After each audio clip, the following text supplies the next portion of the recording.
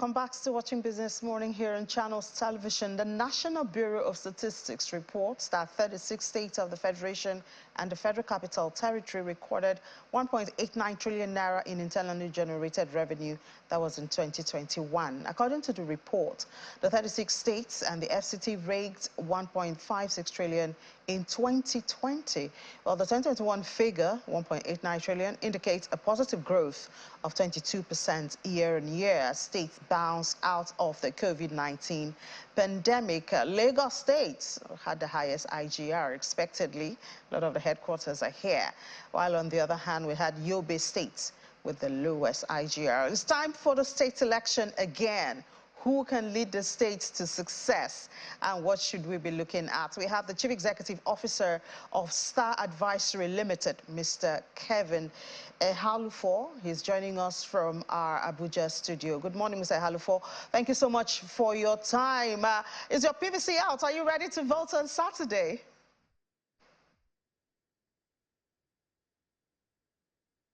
On Saturday, and we look forward to that election. Yeah. Thank you. Yeah, so we saw a positive movement between 2020 and 2021. The numbers for 2022 we haven't seen yet. Would you say that state governments are improving when it comes to revenue generation in their states, apart from the Abuja allocation, which, you know, it seems a lot of states depend on? Would you say state governors and governments are doing well in managing the resources in their states, you know, for revenue? Thank you very much for that question. I would say managing maybe 50% rating. But in terms of doing well to raise their revenue profiles, a few states have improved, but largely out of 36 states, majority of them have not improved massively in the way we expected over the past 4 years. And we expect that those who are going to be manning those offices as the new chief executives for those new elections coming up in the 28 states would clearly focus on increasing their internally generated revenue. How do you think this should be done? For instance, what should they do differently? What should the people who are going out to vote on Saturday, what should they be looking out for? Maybe individuals with what kind of background or what kind of history, you know, would you suggest would deal with this? Okay, thank you. You would expect that if you are recruiting in an organization, you would look at the track record of the candidates in front of you. So I would expect that voters should be looking at the track record of who and who is applying for the top job in each state. So you would expect to look at people who have track record in creating wealth, who have track record in managing large workforce, you know, who have track record in creating new enterprise. Because largely what has happened is most of the governors we've had have basically focused on sharing the money. So they go for FAC meetings, their commissioners of finance go for FAC meetings, and they share the pot at the center. And majority of them do little when it comes to internally generated revenue. So those are some of the things that have been the bane of the growth in most of these states. So what we would expect going forward for most of these states would be that the state executive governors need to look at what are the potentials in each of these states. So give an example. A state like Cross River has the largest rainforest, has a lot of tree crops. You know, it's one of the largest producers of palm oil, a large producer of cocoa. It should not, at this moment, be suffering from poor revenue profile. You have some of the rarest, wildlife found in Cross River. So I'm just giving you an example. A state like Ondo, for example, is the largest producer of cocoa in Nigeria at the moment, but it's abysmal in terms of the quantity of cocoa produced. You barely produce 100,000 tons. Whereas you have competing nations like Cote d'Ivoire producing 2.2 million tons of cocoa in a year. So if our largest producer among the few states that produce cocoa, as we speak, Nigeria produces a little over maybe 300 to 350,000 tons of cocoa. Now, for a state that has cocoa as a major crop that grows in there, you would expect that the state would have maybe a cocoa, company or a cocoa agricultural board or something that would enable them grow their output from a abysmal 90,000 tons to maybe 500,000 tons. And you can imagine what that does considering the price of cocoa in the international market. And we go on and on. You look at tourism as a potential for many states. You look at the coastal states. I was in Mauritius about 10 months ago, and it's mind-boggling the kind of revenue generated by such. It's an African nation as well, so I'm using African nations. Size is not even up to maybe, I'm not sure it's even as big as Lagos. So comparatively, you can compare both economies. Revenue from tourism in Mauritius, in Seychelles, is somewhere around $500 million. Now, if you convert that to Naira, you know what that means in terms of revenue for them from just one sector. So if Lagos, with all the coastline, Akwa Ibom with the largest single coastline in Nigeria, where you have the Ibeno, you have, the beautiful, seashore, you should expect that their revenue profiles should improve. There are a number of things they can attract, their resorts, and a lot of things, And kudos to the Akwa Ibom state government. They have created maybe one of Nigeria's leading airline in Ibom Air.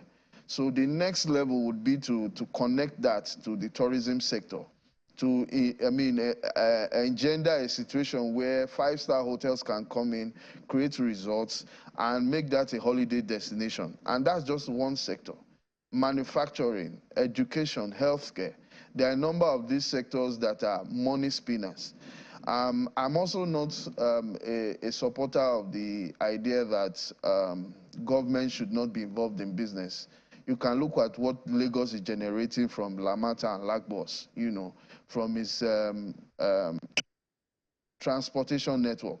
We can do the same in many other states. Even the FCT doesn't have a centralized transportation network.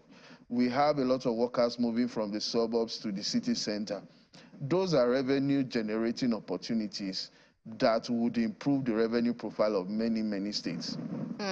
So seeing that you have highlighted some of the strengths of some states, do you think that perhaps Nigerians should make their choice based on individuals that have strength, in the areas of comparative advantage of each state? For instance, you mentioned Ondo State with cocoa. Should, for instance, if the residents of Ondo should they choose an individual that has an eye for agriculture or cocoa, or should they just say, let's get somebody from the public or the private sector who is a good entrepreneur, and then the person can now employ commissioners who can handle that?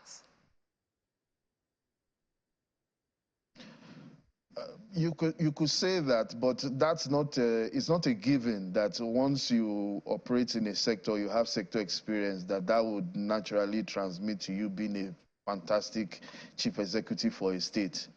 I would say that I mentioned Ondo, for example. Ondo is also the place where you have the largest reserves for bitumen. Bitumen is a major resource for our tarring our roads and things like that. I'm surprised that till now Nigeria doesn't even produce enough bitumen for its own use. And bitumen is something that we can even export. It's an export commodity. It can even be processed into some of the oil, petrol, diesel, and things like that. We do not even have a bitumen refinery in Ondo State, so that's just an example. You look at examples like Edo State, where oil palm is a major commodity. Look at commodities like cement manufacturing, We have limestone in large quantities in places like Edo, in Kogi, in Sokoto, which have attracted local investors. Early last year, I think the largest single investment in the first quarter of 2022 in Nigeria was in Sokoto, which was majorly the investment from BUA into a new processing line for a cement manufacturer. Now, if we can enable this to happen across many states, you would find that single investment in Sokoto was over $1 billion, first quarter of 2022. Now, if we can do the same, replicate the same, there is limestone in many states in Nigeria.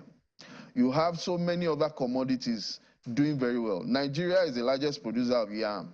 What are we doing? Benue, Niger, Kaduna, many states, FCT produces yam. Why are we not exporting yams? Why are we not generating revenue? Like I said, in my trips across the world, I have found that a lot of money is in tourism. I'm surprised we are not making money from tourism. In Rwanda, I was in Rwanda last year, and I found that they made over $500 million in revenues from tourism. And guess what? What was the largest generator of that revenue? It's gorillas. Gorillas make so much money in Rwanda. People travel from all over the world to Rwanda just to go and see gorillas. It can be that mundane. So if we have the white-faced monkey in Cross River, we have all these things in Yankari Game Reserve, why are we not making money from it? Why are those states still going cap in hand to the center, begging for money, begging for Paris refund, begging for all sorts of things? We should be at the point where we should be competing, where you should have a state in Nigeria that is strong enough to take care of its own needs. States should be producing powers. Oil-producing states in Nigeria should even have oil-producing companies owned by the states. I don't see why Bayelsa or Rivers or Delta or even Edo or some of the other oil-producing states like Akwa Ibom shouldn't have an oil-producing company having a rate that producing oil, exporting oil. So it's not about we just waiting to get from the center or taxing the poor man on the street. They need to create wealth. They need to have this wealth-creating mentality. All right, Mr. Halufo. Even at the national level. Mr. Halufo, I just want you to answer this like in less than a minute because it's time to go to the market. Do you think that restructuring the country would allow or challenge states to be more independent and looking well? Just very briefly, please. Yes, I actually believe that restructuring is the way to go, and there's no gainsaying it. That is the direction the country needs to be going. The states need to focus strictly on solving the needs of their people by generating revenue to solve these problems. All right, thank you so much. Chief Executive Officer of Star Advisory Limited, Mr. Kevin Halufo. Thank you for sharing your thoughts with us this morning. And, well, let's go out and vote on Saturday. Thank you for having me.